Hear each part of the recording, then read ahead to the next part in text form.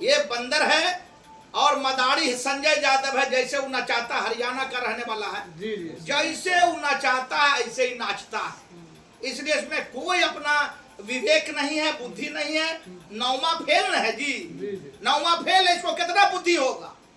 BJP को हवा बना के परोसता है कि गब्बर सिंह है, आ जाएगा तो मुसलमान को निगल जाएगा।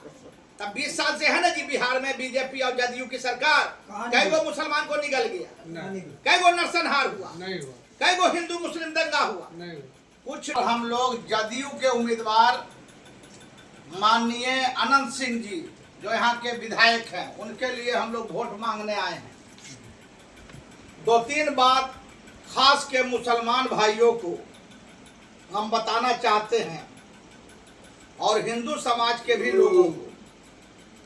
सांसद शहाबुद्दीन साहब जो दिलो जान से आरजेडी को मानते चाहते थे, प्यार करते थे आरजेडी से, लालू यादव से, जब वो 12 साल पर जेल से निकले, उन्होंने क्या कहा, उनके मुंह से निकल गया गलती से कि लालू यादव मास के लीडर हैं और नीतीश जी परिस्थिति के मुख्यमंत्री हैं। जी। लेकिन सरकार किसकी थी उस समय? आरजेडी जदयू गठबंधन। जी हाँ। तो नीतीश जी आक्रोशित थोड़ा हो गए शहाबुद्दीन साहब से, अब वाजिब था आक्रोशित होना। ऐसा बयान उन्होंने मिस्टेक से दे दिया था एमपी साहब ने। जब उनका बेल तोड़वाने के लिए सुप्रीम कोर्ट में हलफनामा दायर हो रहा था, तो क्या तेजस्वी यादव नहीं बोल सकते थे माननीय नीतीश जी को कि गलती हो गया? शहाबुद्दीन साहब आवेश में बोल गए गलती हो गया, माफ कीजिए, हटाइए सब। एक शब्द बोला नहीं बोला। माननीय शहाबुद्दीन साहब का बेल कैंसिल हुआ सुप्रीम कोर्ट से, फिर वो जेल गए और उसके बाद जब बिहार सरकार उनको तिहाड़ जेल ट्रांसफर कर रही थी दिल्ली, तो क्या तेजस्वी यादव ने एक शब्द बोला नीतीश जी से कि मत तिहाड़ भेजिए, गलती हो गया माफ कीजिए? नहीं बोला। और शहाबुद्दीन साहब तिहाड़ चले गए और जब वो बीमार पड़े कोरोना काल में और उनको हॉस्पिटल लाया गया, एक दिन भी तेजस्वी यादव देखने गया? आरजेडी का मजबूत पिलर थे शहाबुद्दीन, फाउंडर मेंबर। 5 जुलाई 1997 को आरजेडी बनी थी दिल्ली में और हम भी फाउंडर मेंबर हैं आरजेडी के। तो क्या जो है वहां एक दिन देखने गया हॉस्पिटल तेजस्वी यादव? नहीं। जब उनको जहर दे करके एक मुसलमान लीडर, हिंदुस्तान का मजबूत लीडर, साजिश करके उनको मारा गया, क्या पोरसा में गया तेजस्वी यादव? नहीं गया। जब उनकी पत्नी और उनका बच्चा ओसामा, हमारा भतीजा, बिलख रहा था सिवान लाने के लिए डेड बॉडी को, जनाजा को, क्या कोई मदद किया तेजस्वी ने जनाजा लाने के लिए सिवान? नहीं। और जब दिल्ली में उनको दफनाया गया माननीय सांसद शहाबुद्दीन साहब को, क्या एक मुट्ठी मट्टी देने ही गया? नहीं गया। कैसा प्रेम है, कैसा माई समीकरण है, कैसा गठबंधन है? मुसलमान जवाब दे बिहार का, ये कैसा लीडर है? उसके बाद हम दूसरा सवाल करते हैं अपने मुसलमान भाइयों से, पूरे बिहार के मुसलमान भाइयों से सवाल है मेरा। 2004 में आज इंडिया गठबंधन की जो भी बात करता है मुसलमान भाई हमारा, 1%, 2%, 4%, उनसे मेरा सवाल है कि माननीय मनमोहन सिंह जी की सरकार थी भारत में सरकार थी और उस समय सर्वे कराया गया हिंदुस्तान के मुसलमानों का शैक्षणिक, आर्थिक और सामाजिक के मुसलमान की हालत क्या है। और जांच किसने किया? ऑनरेबल सुप्रीम कोर्ट का जज सच्चर साहब, रंगनाथन मिश्र साहब, जिसका कमेटी का नाम था रंगनाथन मिश्र कमेटी, सच्चर कमेटी।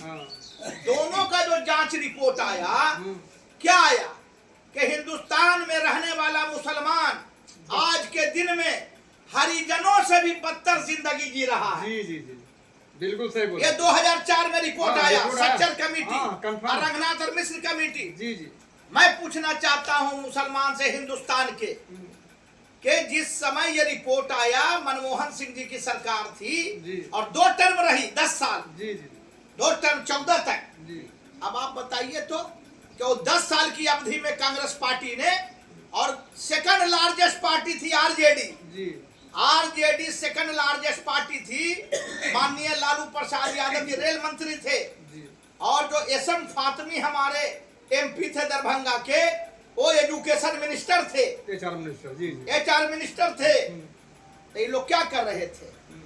खाली ताजा ताजा फल खा रहे थे दिल्ली में, अब फूल सूंघ रहे थे, गुलदस्ता सूंघ रहे थे, जी जी है ना जी। क्या काम किया? क्या जो आया रिपोर्ट सच्चर कमेटी का और जो आया रंगनाथन मिश्र कमेटी का, तो 10 साल सरकार रही, मुसलमानों के हित के लिए क्या काम किया? कुछ नहीं किया। मुसलमान के बारे में जो कहा रिपोर्ट में कि नौकरी में और तालीम में और सामाजिक व्यवस्था में मुसलमान हरिजनों से भी बदतर जिंदगी जी रहा है। जी तो क्या किया कांग्रेस गठबंधन की सरकार ने? जवाब दे हमको लोग। हम ऐसे बागी नहीं हैं, हमको मत एमएलए का टिकट दीजिए, हमको मत एमपी बनाइए। मेरी कौम को मेरी ही मांग है, माननीय नीतीश कुमार जी को जो हम समर्थन दे रहे हैं, 20 साल में उन्होंने जाल बिछा दिया विकास का। चारों तरफ रोड का हालत देखिए, जाल बिछ गया, बिजली 24 घंटा, कब्रिस्तान भी गिरा गया, कब्रिस्तान एक एक कब्रिस्तान घिरा रहा है, पानी हर नल को जल है, नरसंहार रुक गया, शिक्षा बढ़िया मिल रहा है। नरसंहार रुक गया। आज जो है बिहार शरीफ में और हर मोहल्ले में, बिहार के देखिए हर गांव में हर मोहल्ले में आज हमारा बेटा बेटी कोई टीचर बन गया, कोई ट्रांसलेटर बन गया, सिपाही बन गया। कोई सिपाही। किसका देन है जी? नीतीश कुमार ये का। माननीय नीतीश कुमार जी का देन है। तो इसलिए उनके विकास कार्यों को 20 साल जो उन्होंने विकास किया है, उस विकास कार्यों को देख के मैं प्रभावित होके उनको सहयोग देने के लिए आगे आया हूं। और हाथ जोड़ के हम बराबर विनती कर रहे हैं कि सरकार तो इस बार बननी निश्चित है, माननीय नीतीश कुमार जी के नेतृत्व में एनडीए की। तो हम ही मांग करेंगे आप लोग के माध्यम से कि सरकार बने तो मुसलमान को गले लगाइए और छाती से लगाइए। 18% हमारा वोट है, मुसलमान को भी 10% आरक्षण कम से कम दीजिए। दलित, महादलित, अति पिछड़ा हिंदू समाज और सवर जाति के हिंदू भाइयों को भी रिजर्वेशन मिला है नौकरी में और एजुकेशन में।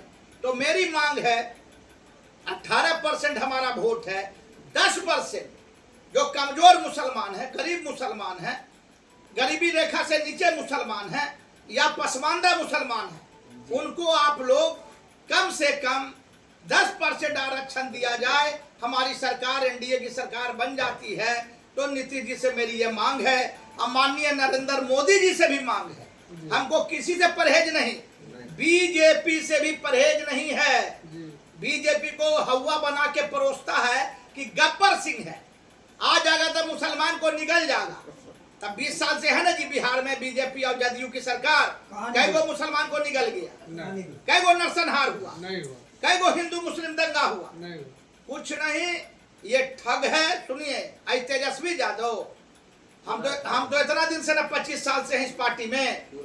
ये लालू यादव वाली पार्टी अब नहीं है। माननीय लालू प्रसाद यादव गरीबों के नेता थे, लेकिन ये सुनिए, एक नंबर लुटेरा है।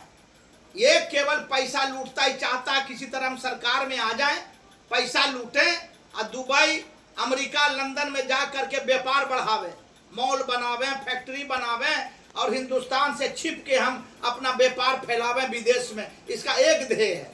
ये बंदर है और मदारी संजय यादव है, जैसे वो नचाता, हरियाणा का रहने वाला है, जैसे वो नचाता है ऐसे ही नाचता है। इसलिए इसमें कोई अपना विवेक नहीं है, बुद्धि नहीं है। नौवा फेल है जी, नौवा फेल है, इसको कितना बुद्धि होगा। अरे नीतीश जी एक सुसज्जित इंजीनियर हैं और अपने इंजीनियरिंग से बिहार का विकास कर रहे हैं, जो देखने की चीज है। तेजस्वी यादव क्या है, पढ़ने के लिए गया तो 9वां फेल होके लौटा। लालू जी क्रिकेट खेलने के लिए भेजे, वहां भी फेल होके लौटा। परिवार को समेटने में भी फेल हो गया। भाई जो है घर छोड़ के चला गया, बहन सबसे रोज लड़ाई चल रहा है। जो घर को नहीं संभाल सकता है जी, वो बिहार को क्या संभालेगा।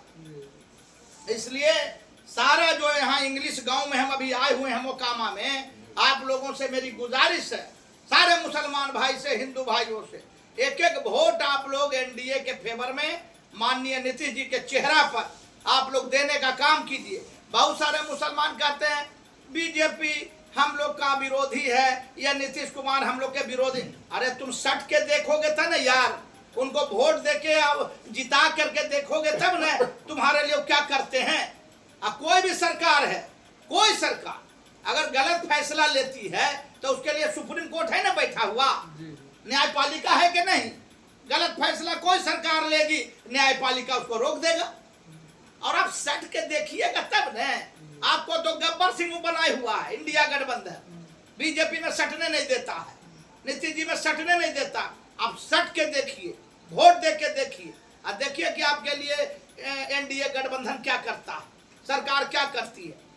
आपको आखिरी बात बोलते हैं हम कि इस बार कम से कम 200 सीट आने जा रहा है एनडीए। तबर जो थोड़ा सीट 60 सीट गड़बड़ा गया था नीतीश जी का, जब चिराग पासवान